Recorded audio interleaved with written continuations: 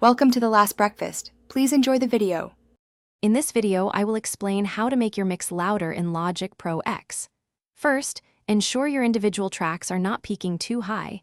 Aim for peaks around -6 decibels. This provides essential headroom for your master bus processing.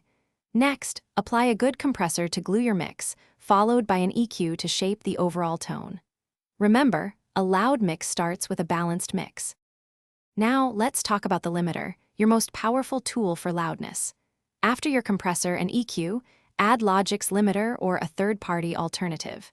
Set the output ceiling to -0.3 decibels to prevent any digital clipping. Then, slowly pull down the threshold. You'll see the gain reduction meter working. Listen carefully for any pumping or unwanted artifacts as you increase the loudness.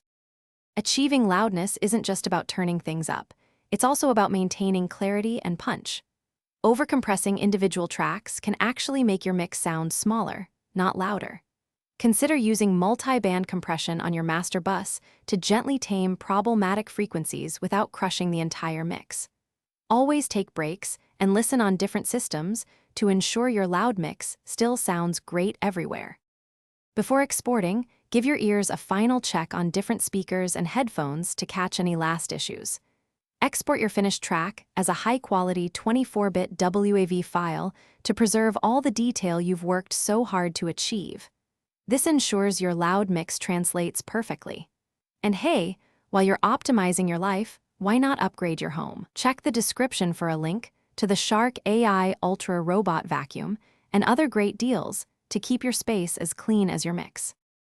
Thanks for watching. If this was helpful, leave a like and consider subscribing. See you next time.